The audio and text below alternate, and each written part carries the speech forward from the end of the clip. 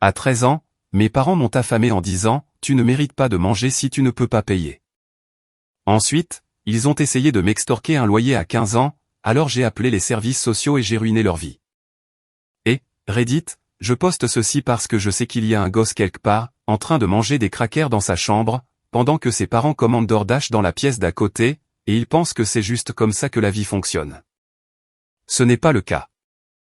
S'ils gardent la tête froide et jouent la carte de la patience, ils ne pourront pas se cacher éternellement. Moi, homme de 17 ans, j'ai des parents qui n'avaient qu'un seul talent à eux deux, faire croire qu'ils géraient la situation. Mon père vendait du matériel médical, bon salaire, voiture de fonction, compte de dépenses qu'il traitait comme un distributeur automatique personnel. Ma mère n'avait pas travaillé depuis des années, mais elle avait toujours, je ne sais comment, des ongles impeccables et une collection tournante de coussins décoratifs de chez HomeGood. De l'extérieur, nous ressemblions à une famille solide de la classe moyenne, dans la banlieue de Charlotte. Tout ça s'est fissuré la semaine de mes 13 ans. Je suis rentré de l'école avec un besoin de fourniture pour un projet d'histoire. Carton, marqueur, le truc habituel. Ma mère était sur le canapé, faisant défiler son téléphone à côté d'une pile de sacs de chez TJ Maxx. J'ai demandé si elle pouvait m'emmener à Walmart, et elle n'a même pas levé les yeux. Elle a juste dit que j'étais assez grand pour me débrouiller. Elle et mon père avaient décidé que je devais apprendre comment fonctionne le monde réel. Ensuite, elle m'a sorti tout un discours sur la façon dont les enfants de mon âge, dans d'autres pays, soutenaient des familles entières, et que les enfants américains étaient mous parce que les parents les couvaient au lieu de leur forger le caractère. En moins d'un mois, ils ont arrêté de me donner l'argent pour le déjeuner. Puis les fournitures scolaires, puis les vêtements. Le message était toujours le même. J'étais gâté. Ils ne dirigeaient pas une œuvre de charité. Et nous n'étions pas pauvres. Mon père gagnait plus de $100 000 les bonnes années. Ils allaient au restaurant 3-4 fois par semaine. Ils avaient l'argent. Ils ont juste décidé que je ne valais pas la peine qu'on le dépense pour moi. Alors, je me suis adapté. J'ai trouvé des petits boulots, laver des voitures pour $10, nettoyer des gouttières pour 20, découvert comment préparer des nouilles ramen de 6 façons différentes, et quelle station-service sur la route 4 vendait des sandwichs de la veille pour $1 après 20 heures. J'ai acheté mes propres chaussures au Goodwill sur le boulevard MLK. Entrer en 4e avec des baskets bradées et éraflées, alors que ta mère conduit une Lexus en leasing, ça fait quelque chose à ton cerveau, quelque chose qui ne guérit pas complètement. J'ai demandé un stylo supplémentaire à une prof un jour d'octobre, et elle m'a regardé comme si je faisais pitié. Ce regard a brûlé plus fort que la faim. Je n'ai plus jamais rien demandé à un professeur. Mon père adorait jouer au père modèle devant un public. Lors des barbecues du quartier, il me tapait sur l'épaule et se vantait du fait que j'apprenais la valeur de l'argent. Il racontait à son pote Phil que le problème avec les enfants d'aujourd'hui, c'était que les parents leur donnaient tout, et que lui élevait un homme, pas une personne à charge. Ce discours était généralement prononcé en tenant un jus pressé à froid à $12, à côté d'une glacière remplie de steaks importés. Le mec avait convaincu tout le quartier qu'il était le père de l'année. Et si vous remettiez en question son numéro, vous étiez exclu du cercle social. Ce qui a vraiment scellé l'affaire pour moi, c'était Thanksgiving cette année-là. Il recevait. Ma mère a dépensé $300 pour un festin qui aurait pu nourrir 20 personnes. Dinde, jambon glacé, 4 tartes différentes. Je connais le montant exact parce que j'ai vu le reçu Costco sur le comptoir et je l'ai mémorisé. Je me suis assis à cette table, mangeant de la nourriture payée par mes parents, et j'ai réalisé que c'était le premier vrai repas qu'ils m'offraient depuis des semaines. Ils dépensaient n'importe quelle somme pour bien paraître devant un public. Mais nourrir leur propre enfant un mardi quelconque, ça, c'était mon problème. J'ai commencé à prendre des notes ce soir-là. Juste un carnet à spirale bon marché du magasin à $1. Mais j'y notais les dates, ce qu'ils achetaient pour eux-mêmes, ce qu'ils n'achetaient pas pour moi, chaque conversation où ils me disaient de gérer mes propres dépenses. Je ne savais pas encore ce que je ferais de ces notes. Je savais juste qu'un jour, le fossé entre qui ils prétendaient être et qui ils étaient réellement aurait de l'importance. Et quand ce jour viendrait, j'aurais les preuves. Il y a eu une nuit vers cette époque, peut-être 3 semaines après que tout ça ait commencé, où je mangeais du riz nature dans la cuisine vers 22 heures, et ma mère est entrée pour prendre de l'eau. Elle est restée au comptoir à me regarder pendant une seconde. Puis elle a ouvert le frigo, a sorti un reste de poulet de leur dîner, et a posé le récipient sur la table à côté de moi. Elle n'a rien dit, elle est juste retournée dans sa chambre. Mon père ne l'a jamais su. Ça m'a plus embrouillé qu'autre chose, honnêtement, parce que ça voulait dire qu'elle savait. Elle savait que c'était mal et elle le faisait quand même. Tous les autres jours, sauf quand la culpabilité la frappait sous le bon angle. À 14 ans, j'avais un boulot stable dans un atelier de réparation de petits moteurs, près de la zone industrielle de l'autoroute 51. J'ai commencé par balayer les sols et organiser les bacs de pièces après l'école, j'ai gagné la confiance du propriétaire, et en quelques mois, je faisais du vrai travail sous sa supervision. Il ne posait pas beaucoup de questions personnelles, mais il remarquait des choses. Il remarquait que j'arrivais affamé la plupart du temps, et il a commencé à garder une boîte de barres de céréales et de l'eau en bouteille dans l'arrière-salle, sans en faire tout un plat. Il a remarqué que mes vêtements devenaient trop petits parce que je grandissais et que je ne remplaçais rien. Il a laissé un sac d'affaires trop petite de son neveu sur mon établi un jour, sans aucun mot. Il me payait en liquide au début, puis m'a passé à un vrai salaire quand j'ai eu 15 ans et obtenu mon permis de travail. 12 $ de l'heure, 15 heures par semaine pendant l'école, plus en été. Ce n'était pas une fortune, mais c'était à moi. Et j'avais gagné chaque dollar avec de la graisse sous les ongles. J'ai gardé chaque reçu.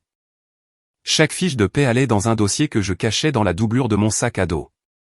J'ai ouvert un compte courant dans une coopérative de crédit à l'autre bout de la ville, pas la banque que mes parents utilisaient, en utilisant ma carte scolaire et une copie de mon acte de naissance que j'avais trouvé dans un classeur pendant que mes parents étaient sortis. La coopérative de crédit avait un programme de compte jeune qui ne nécessitait qu'une pièce d'identité valide et un dépôt minimum de 10 $. Le compte était à mon nom uniquement. J'ai mis en place le virement automatique via l'atelier et je n'ai jamais mentionné tout ça à la maison. Mon voisin Vince est devenu l'autre point d'ancrage de ma vie pendant cette période. Entrepreneur électricien à la retraite, début de la soixantaine, ancien de l'armée. Il a remarqué que je partais travailler avant l'aube et que je rentrais après la tombée de la nuit. Un samedi, il s'est approché pendant que je réparais ma chaîne de vélo et a simplement posé un sac de course par terre à côté de moi. Pas de discours, pas de visage apitoyé. Du pain, de la charcuterie, des pommes, des barres protéinées. J'ai failli craquer là, sur l'allée, mais j'ai tenu bon parce que c'est ce à quoi je m'étais entraîné. Vince m'a laissé stocker mes outils et mes papiers importants dans son hangar après que mes parents ont commencé à fouiller ma chambre. Et ça, c'était le premier vrai basculement de la négligence vers une volonté active de me nuire. Je suis rentré du travail un mercredi et j'ai trouvé mon père assis à la table de la cuisine, avec mon carnet de budget ouvert devant lui. Il avait fouillé mon bureau, trouvé mes registres, et voulait savoir pourquoi j'avais plus de 2000 $ économisés. Il tapotait le carnet comme si c'était une preuve dans un procès. 2000 $. Tu as accumulé de l'argent pendant que cette famille se saigne? J'en ai dépensé la majeure partie pour l'école et les cartes de bus. Ne m'insulte pas. Où est le reste? J'ai soutenu son regard et je n'ai rien dit. Il ne pouvait rien prouver parce que j'avais déjà déplacé mes vraies économies à la coopérative de crédit. Après ça, chaque document important allait chez Vince. Oui, j'ai dû faire confiance à un étranger parce que ma famille était à ce point mauvaise. Dans un coffre ignifugé qu'il m'a donné de son propre garage. Mes fiches de paie, mes registres budgétaires, des captures d'écran de leurs dépenses tirées du compte Amazon familial. Des photos de l'historique de leurs commandes d'Ordache empilées dans la poubelle de la cuisine, alors que mon étagère dans le frigo contenait un pot de beurre de cacahuète à moitié vide et quelques tranches de fromage américain qui rassissaient. J'ai aussi commencé à faire de petites réparations électroniques à côté, réparant des écrans de téléphone fissurés et des ports de charge morts pour les gamins à l'école. 10 $ pour un changement d'écran, 15 pour un port de charge. Ce n'était pas une fortune, mais ça s'ajoutait pour faire une centaine de dollars de plus par mois, dont mes parents ne savaient rien. Chaque dollar allait sur le compte de la coopérative de crédit. L'école était une épreuve en soi. Mes notes ont chuté lourdement parce que j'étais à bout de force. Je travaillais jusqu'à 21 h, je rentrais, je faisais mes devoirs jusqu'à minuit, puis je me traînais hors du lit à 6 h. J'ai raté un contrôle de maths pour la première fois de ma vie, puis j'en ai raté un autre. Mon prof d'atelier, un ancien de la marine, a remarqué que je m'endormais en classe et m'a pris à part. Tu as perdu 4 kilos depuis septembre. Je le vois sur ton visage.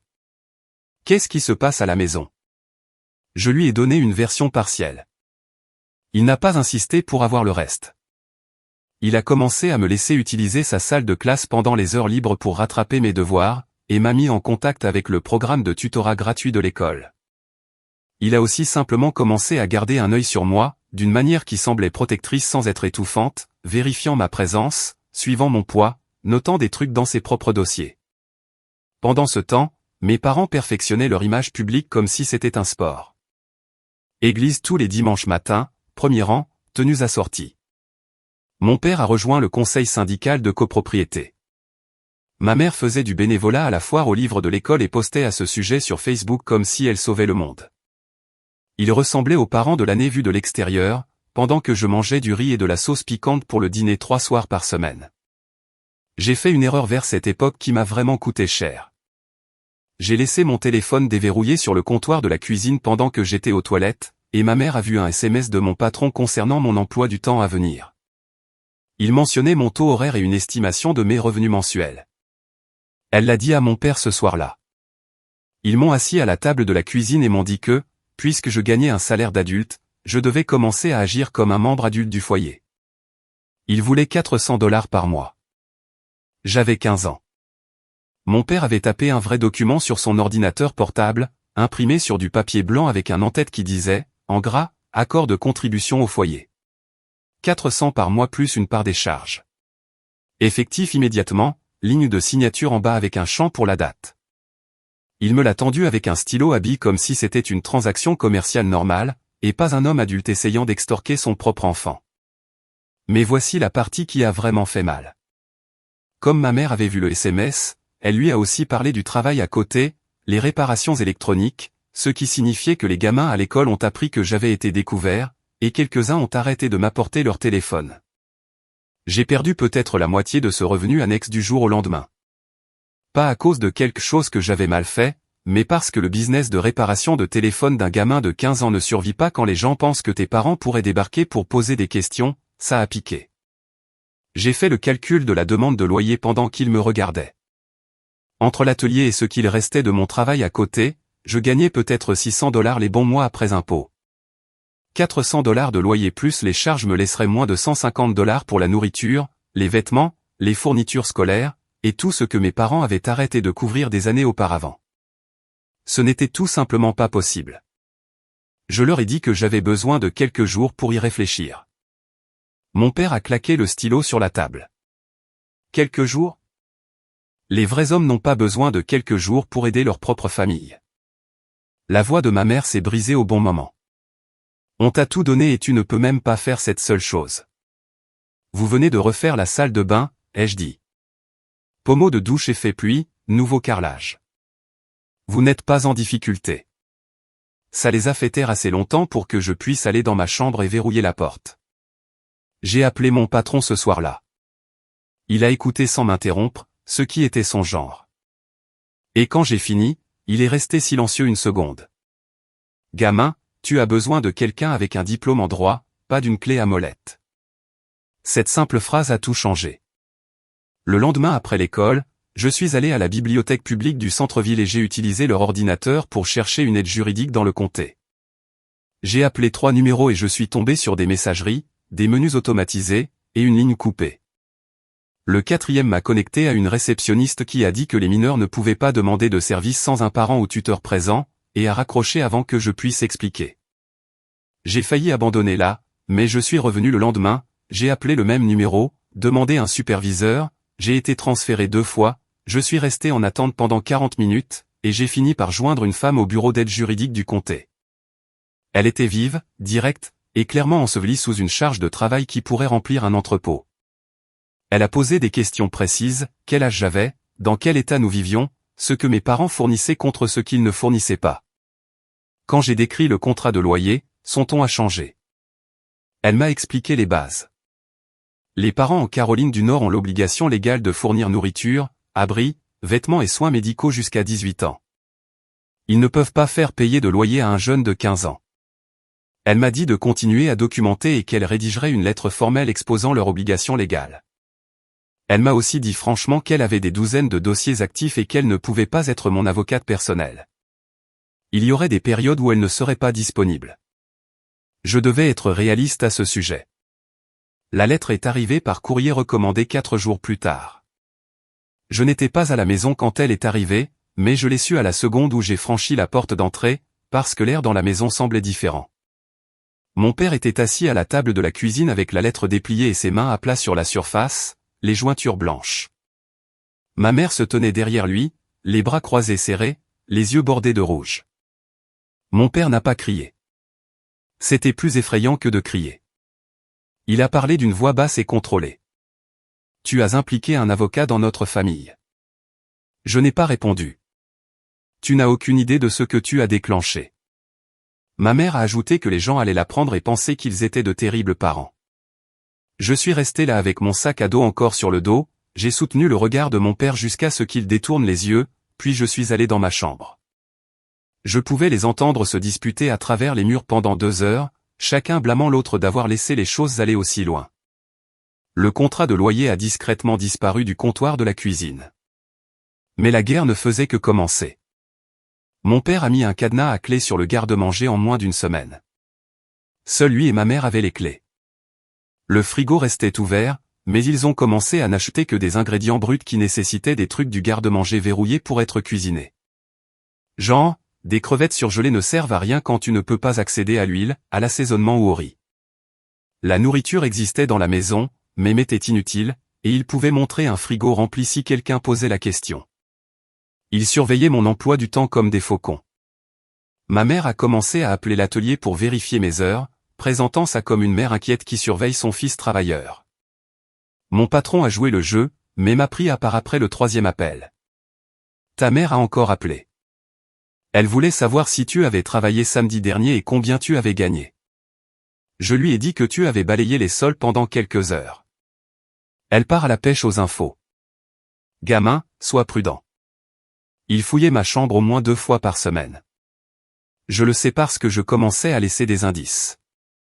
Un cheveu en travers d'un tiroir, un stylo à un angle précis. Les indices étaient déplacés à chaque fois. Puis mon père a annulé mon assurance maladie en ne payant pas la prime du plan familial. Je l'ai découvert quand l'infirmière scolaire n'a pas pu traiter une visite pour une toux qui ne passait pas. Cette même semaine, quelqu'un a crevé mes pneus de vélo à l'atelier pendant la nuit.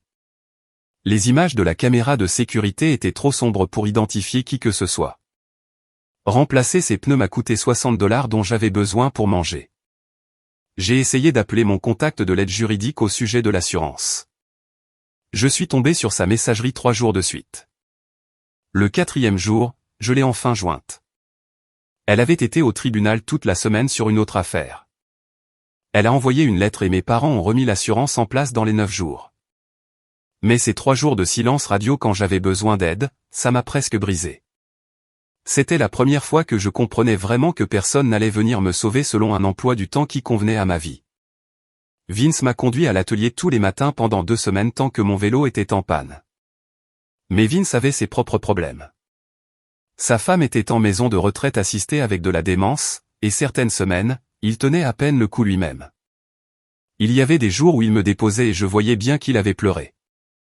J'ai commencé à marcher les 5 kilomètres jusqu'au travail les jours où il avait l'air mal, même si ça voulait dire arriver en retard.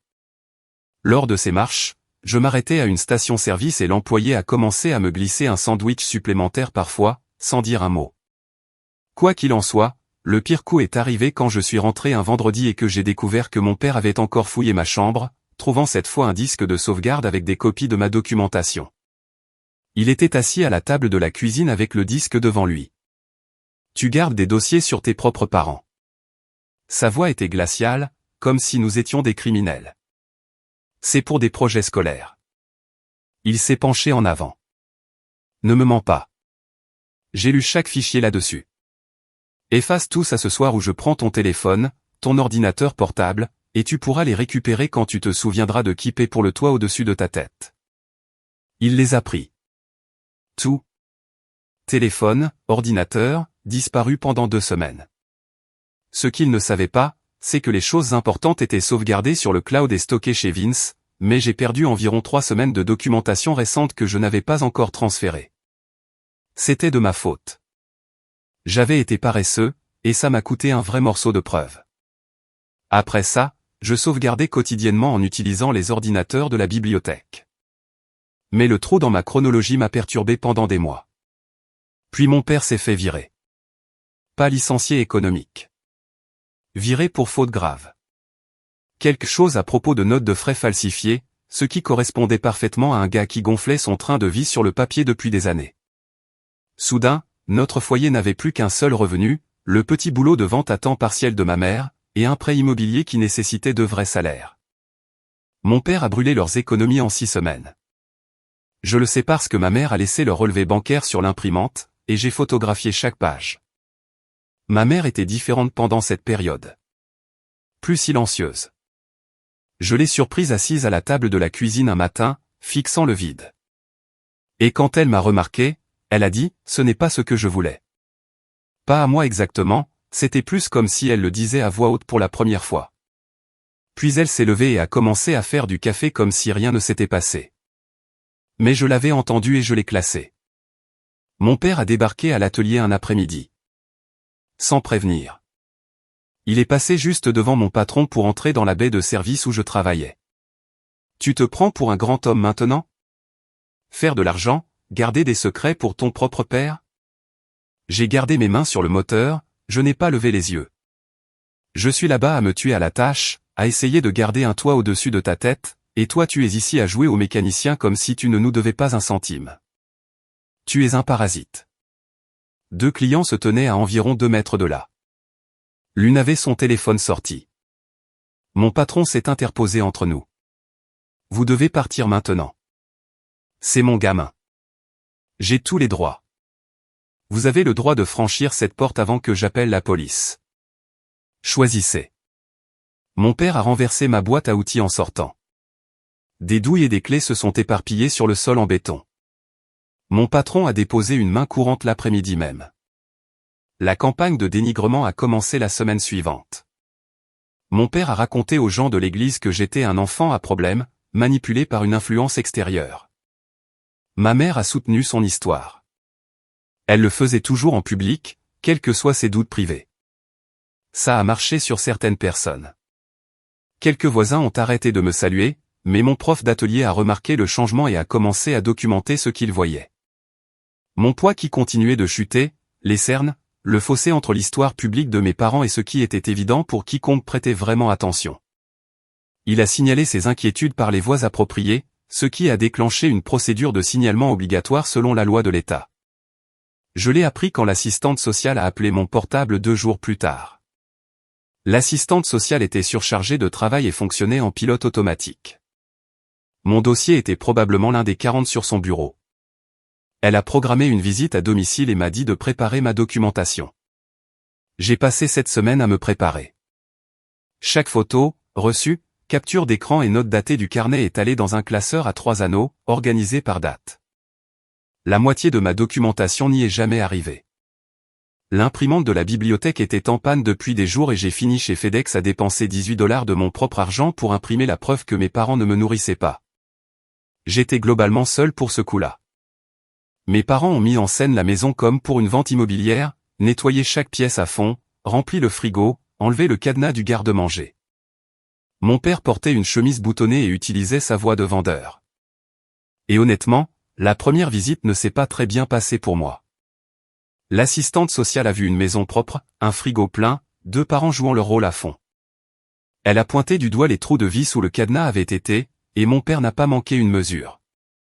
On a eu un problème de rongeurs au printemps dernier. Des écureuils sont entrés dans le garde-manger par le grenier.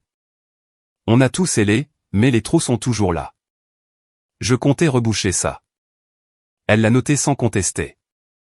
Mes parents ont débité des détails sur mon emploi du temps scolaire. Assez proche pour sembler crédible. Pas tout à fait exact sur aucun point. L'assistante sociale a dit que le dossier resterait ouvert et qu'elle reviendrait dans 3 semaines, mais son ton disait qu'elle cochait une case avant de passer à la maison suivante sur sa liste. Je suis allé au hangar de Vince après cette visite et j'ai frappé un établi jusqu'à ce que mes jointures saignent. 3 ans à tenir des registres, et le système a regardé la cuisine propre de mes parents et a haussé les épaules. Vince m'a trouvé là 20 minutes plus tard, a bandé ma main sans un mot et a dit, une visite ne clôt pas un dossier. Tu le sais. Il avait raison, mais je ne le sentais pas comme ça ce soir-là. Après la visite, mes parents ont tenu leur rôle pendant environ 10 jours. Puis les vieilles habitudes sont revenues. Le cadenas n'est pas réapparu, mais ma mère a commencé à acheter de la nourriture à laquelle j'étais allergique en prétendant qu'elle avait oublié. Mon père a repris ses interrogatoires nocturnes sur mes revenus là où il les avait laissés. Il ne pouvait pas s'en empêcher. Le contrôle était tout leur système d'exploitation. Je suivais leurs finances grâce aux relevés bancaires que ma mère continuait de laisser sur l'imprimante. La dette de carte de crédit grimpait vite. Les chèques de chômage de mon père couvraient à peine les minimums. Ils étaient peut-être à 4 mois du défaut de paiement sur l'hypothèque et trop fiers pour l'admettre. Vers cette époque, j'ai aussi commencé à contacter discrètement la famille élargie. J'ai envoyé un long SMS à mon cousin expliquant ce qui se passait vraiment. Il m'a rappelé 1 heure plus tard. Je ne sais pas, mec. Ton père a l'air assez normal au truc de famille. Tu es sûr que tu n'es pas juste énervé à propos des règles? Ça a fait mal, mais il a accepté de garder les yeux ouverts. Je voulais juste une personne qui avait entendu ma version. Ma mère a eu une autre fissure dans son armure vers cette époque. Je faisais mes devoirs à la table de la cuisine tard un soir, et elle est venue chercher de l'eau. Elle est restée là 1 minute, puis a dit doucement, « Ton père n'a pas toujours été comme ça. » Je n'ai pas répondu. Elle a ajouté, « Je ne sais pas quand ça a changé. » Puis elle est allée se coucher. Ce n'était pas des excuses. Ce n'était pas assez, mais c'était quelque chose de réel venant d'une femme qui avait passé des années à jouer la comédie aux côtés de mon père. La visite surprise a eu lieu un mardi. Alors que mon père était à un entretien d'embauche, et que ma mère s'était portée pâle, l'assistante sociale a trouvé ma mère à la maison en pyjama à 14 heures, avec un frigo vide, un garde-manger de nouveau à sec, et la porte de ma chambre retirée de ses gonds. Mon père l'avait enlevé le week-end précédent pour punir mon attitude. Pas de porte signifiait pas d'intimité. Pas moyen de se changer sans être visible depuis le couloir. L'assistante sociale a regardé les gonds vides. « Où est la porte de votre fils, madame ?» Les yeux de ma mère ont fui. « Mon mari. » Elle était voilée. Il l'a enlevée pour la réparer. Quand? La semaine dernière, je crois. Et le garde-manger. La dernière fois que j'étais ici, il était plein. On n'est juste pas encore allé au magasin cette semaine. L'assistante sociale n'a pas discuté. Elle a juste photographié la porte manquante, le garde-manger vide, le contenu du frigo. Tout ce dont elle avait besoin était juste là devant elle, sans la mise en scène pour gêner. Elle m'a appelé après et son ton était complètement différent. Elle m'a dit que les choses passaient au niveau supérieur. Cette nuit-là a été la pire de toutes. Mon père est rentré et ma mère lui a raconté la visite. J'étais dans ma chambre sans porte, à l'écouter passer du calme à l'éruption volcanique en environ 30 secondes. Il a foncé dans le couloir, le visage rouge, les veines saillantes dans son cou. « Tu as fait ça. » La voix tremblante. « Tu as fait entrer le gouvernement dans ma maison. » Je n'ai rien dit. À la seconde où tu as 18 ans, tout ce que tu possèdes finit sur la pelouse. Tu es mort pour moi. Je l'ai regardé et je ne lui ai rien donné. Le silence était la seule chose que mon père ne pouvait pas combattre. Il a attrapé ma chaise de bureau et l'a lancée dans la cloison sèche assez fort pour faire un trou à travers. La poussière de plâtre est restée suspendue dans l'air. Puis il est resté là à respirer fort, fixant le trou qu'il avait fait. Et pendant peut-être 2 secondes, son visage a fait quelque chose que je n'avais jamais vu, cet éclair de quelque chose qui ressemblait presque à de l'horreur envers lui-même, comme s'il pouvait voir ce qu'il était devenu de l'extérieur pendant une brève seconde. Puis c'est parti. Il a foncé par la porte d'entrée et n'est pas revenu avant des heures. Le lendemain matin, j'ai montré le mur fissuré à Vince. Il l'a photographié avec l'horodatage. J'ai joint mon contact de l'aide juridique. Elle a rappelé le jour même pour une fois et m'a dit de déposer une plainte à la police. L'officier qui a pris ma déposition était jeune et clairement mal à l'aise, mais il l'a enregistré. 3 jours plus tard, mes parents ont joué leur dernière carte. Mon père est venu me voir avec un nouvel accord. Un langage plus doux cette fois. Pas de loyer, juste une contribution volontaire de $200 par mois pour les courses. Voix calme, discours répété. Ma mère se tenait derrière lui, mais elle n'opinait pas du chef. Elle se tenait juste là, les bras croisés, fixant le sol. J'ai sorti mon propre document, 3 pages, écrite en grande partie par moi-même en utilisant un modèle que mon contact de l'aide juridique m'avait donné, parce qu'elle était encore bloquée au tribunal. Il exposait chaque incident documenté des 3 dernières années. Privation de nourriture, garde-manger cadenassé, annulation d'assurance, harcèlement au travail, destruction de biens. Il disait qu'il devait fournir tout le soutien légalement requis sans condition. Que mes revenus restaient intouchés et que toute violation serait signalée immédiatement. Mon père a lu la première page et son visage est passé par environ 6 expressions différentes. Ma mère a commencé à pleurer, pas les pleurs de comédie, le vrai genre où vos mains tremblent et votre respiration se saccade. Mon père a refusé de signer. Il a repoussé le document à travers la table. Je préfère perdre la maison que de laisser mon propre gamin me dicter ses conditions.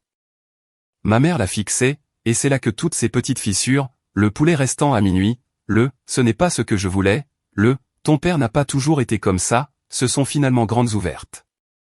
Sa voix était plate, parfaitement stable. Signe-le. Tu prends son parti maintenant? Je prends le parti où je ne perds pas tout parce que tu ne sais pas t'arrêter. Elle a fait une pause. Je suis d'accord avec tout ça depuis 3 ans et regarde où on en est. Signe le papier. La cuisine est devenue silencieuse. Mon père l'a regardé comme s'il voyait quelqu'un qu'il ne reconnaissait pas. Puis il a pris le stylo. Ils ont tous les deux signé. J'ai photographié chaque page et envoyé des copies à mon contact de l'aide juridique et à Vince avant même que mes parents ne quittent la cuisine. Puis je suis allé dans ma chambre et je me suis assis sur mon lit, fixant le trou que mon père avait fait dans le mur. La poussière de plâtre était encore sur la moquette. Je ne l'avais pas nettoyée parce que je voulais qu'elle soit là. Une preuve qu'on pouvait toucher. Le mur était réel. Le trou était réel.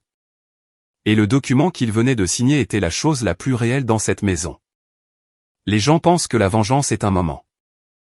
Un claquement de porte, un mot de la fin, une phrase dévastatrice. Non, la vraie vengeance est un système. Des mois de patience qui transforment le propre comportement de quelqu'un en l'arme qui le détruit. Mes parents ont signé cet accord en décembre. En mars, j'avais 3 mois de conformité documentée et 3 mois de fissures apparentes parce qu'ils ne pouvaient pas changer qui ils étaient. Le contrôle et la gestion de l'image étaient gravés en eux. La recherche d'emploi de mon père ne menait nulle part. Son ancien employeur avait signalé son licenciement comme étant pour faute grave, et la vente de matériel médical est un petit monde. Il a fini par prendre un boulot de nuit en entrepôt, au tiers de son ancien salaire. Les visites mensuelles de l'assistante sociale continuaient. Reçu d'épicerie exigé. Vérification d'assurance exigée. Bulletins scolaires exigés. La partie nucléaire est arrivée en avril. Mon père a rompu les termes par de petites manœuvres, niables. Il a fait rediriger les factures du ménage vers une boîte postale pour que je ne puisse pas suivre les dépenses.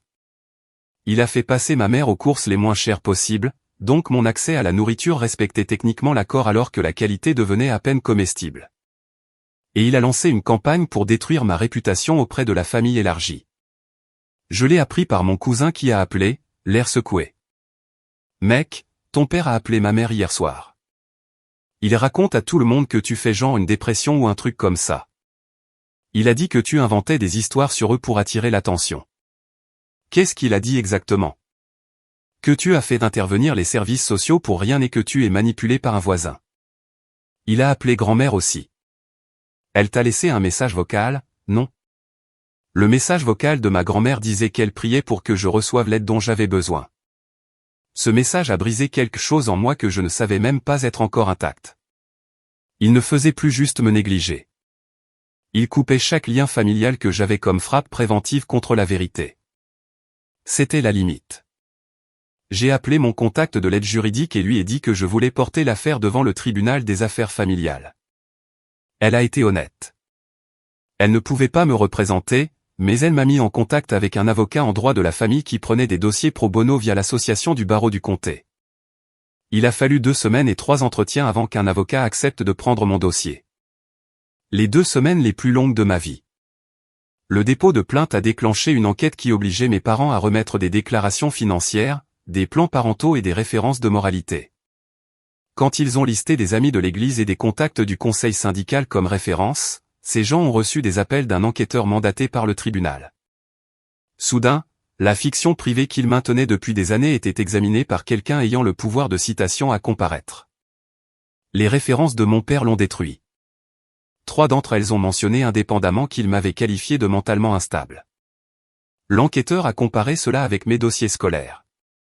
0 problème disciplinaire, note en hausse, félicitations de mon prof d'atelier. Le fossé entre l'histoire de mon père et la réalité était si large que l'enquêteur l'a signalé comme preuve de manipulation délibérée. Ma mère a essayé de limiter les dégâts en coopérant, mais a fait une erreur critique. Pendant son entretien, elle a mentionné le contrat de loyer d'elle-même, le qualifiant de malentendu.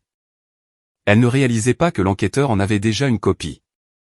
Lorsqu'elle a été confrontée aux documents réels exigeant $400 par mois d'un enfant de 15 ans, elle a admis que mon père l'avait écrit. Qu'elle avait accepté des choses qu'elle n'aurait pas dû, et que les choses à la maison avaient été pires que ce que tout le monde savait. Ça a brisé leur front uni pour de bon. Le juge des affaires familiales a tout examiné en juin. Tout. Le classeur, les photos, les lettres, les rapports de police, les dossiers des services sociaux, les conclusions de l'enquêteur. Le juge a ordonné des cours parentaux obligatoires pour eux deux. Maintien de la surveillance des services sociaux pendant 12 mois et nomination d'un tuteur ad litem pour superviser mon bien-être. Le juge a également émis une conclusion formelle selon laquelle les 2 parents s'étaient livrés à une négligence financière envers un enfant mineur. C'est allé sur leur dossier permanent auprès des services à la famille. Mon père s'est assis dans cette salle d'audience et a écouté un juge le qualifier de parent négligent pendant qu'un greffier tapait chaque mot. Ma mère était assise à côté de lui, les mains sur les genoux. Aucun des deux ne m'a regardé. Leur cercle social s'est tari après ça. Les amis de l'église traversaient la rue à l'épicerie. Le conseil syndical a retiré mon père du conseil. L'hypothèque est devenue impossible avec son revenu réduit. Et en août, ils avaient mis la maison en vente, vendant à perte pour éviter la saisie. La maison qu'ils avaient utilisée comme accessoire pour leur numéro de famille parfaite est allée à un jeune couple pour $20 000 de moins que ce qu'ils devaient. Ils ont déménagé dans un appartement de 2 chambres à l'autre bout de la ville. Mais le moment qui a vraiment tué leur réputation n'était pas le dossier judiciaire. C'était un dimanche de juillet, lors d'une fête de quartier où ils n'avaient pas été invités, mais où ils se sont présentés quand même. Mon père s'est approché d'un groupe de pères autour du grill et a essayé d'agir normalement, faisant des blagues, faisant son vieux numéro habituel.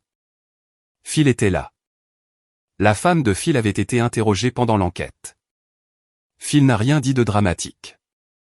Il a juste regardé mon père, puis a détourné le regard et a continué à parler à quelqu'un d'autre. Mon père est resté là quelques secondes avec sa main à moitié tendue pour une poignée de main que personne n'a prise. Il a ri à quelque chose que personne n'avait dit. Un de ces rires forcés qui font grimacer tout le monde. Puis un autre voisin a dit quelque chose comme « Eh, tout va bien à la maison ces jours-ci », d'un ton plat qui montrait clairement qu'il connaissait déjà la réponse. Mon père a commencé à dire quelque chose sur la vie privée et les affaires de famille, mais il parlait à des dos qui s'étaient déjà tournés. Personne n'a crié.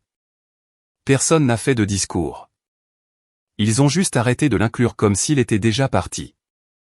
Ma mère a tiré sur son bras après environ 2 minutes où il restait au bord du groupe, essayant de trouver une ouverture qui n'existait pas. Et ils sont retournés à la maison. Parfois, le rejet le plus silencieux est celui qui coupe le plus profondément. Mon cousin a fini par revenir vers moi après que les conclusions du tribunal ont atteint la famille. Il m'a dit qu'un tas de parents s'étaient discrètement excusés les uns auprès des autres pour avoir cru la version de mon père. Ma grand-mère ne m'a jamais appelé directement, mais mon cousin a dit qu'elle avait complètement arrêté de parler à mon père. La confrontation finale a eu lieu en septembre. J'avais 16 ans. J'avais été accepté dans un programme de double inscription au collège communautaire. Mon patron m'avait donné plus de responsabilités à l'atelier.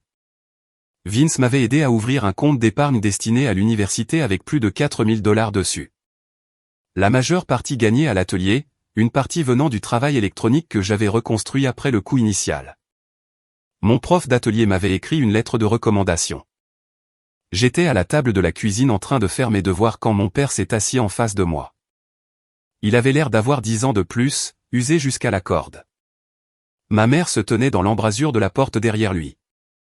Il s'est raclé la gorge comme s'il avait répété ça. Les choses ont dérapé de tous les côtés. Je pense qu'on peut être d'accord là-dessus. Je n'ai pas levé les yeux de mon manuel. Les familles traversent des passes difficiles, a-t-il dit. Mais on reste soudés. C'est ça, la famille. J'ai fermé le manuel, je l'ai regardé droit dans les yeux. Vous avez arrêté de me nourrir quand j'avais 13 ans. Vous avez verrouillé le garde-manger. Vous avez essayé de prendre mon argent. Vous avez débarqué à mon travail en hurlant. Vous avez dit à toute la famille que j'étais fou. J'ai fait une pause. Ce n'est pas une passe difficile. C'est un choix. Tu l'as fait chaque jour pendant 3 ans. J'essaie de. Je n'ai pas fini. Je ne te déteste pas. La haine demande de l'énergie. Je ne peux pas la gaspiller pour toi. Mais je ne te ferai plus jamais confiance. Chaque décision que je prends à partir de maintenant est conçue pour que je n'ai plus jamais besoin d'une seule chose venant de l'un de vous deux, jamais. Ce n'est pas de la colère. C'est juste des maths. Mon père m'a fixé. Ma mère s'essuyait les yeux dans l'encadrement de la porte. Aucun n'a argumenté. Il ne restait rien avec quoi argumenter. Je suis retourné à mes devoirs. Ils sont allés dans le salon. J'ai entendu la télé s'allumer à faible volume. Une émission de télé-réalité que ma mère aimait bien. Des bruits normaux, dans une maison qui n'avait pas semblé normale depuis 3 ans. C'était calme ce soir-là. Pas un calme tendu. Pas un calme de façade. Le genre de calme qui s'installe après que quelque chose a été brisé de part en part et que tout le monde sait que ça ne peut pas être réparé. Si vous avez aimé cette vidéo, s'il vous plaît, appuyez sur le bouton s'abonner. Cela aide vraiment la chaîne et nous aide à vous apporter plus de meilleures histoires. Merci.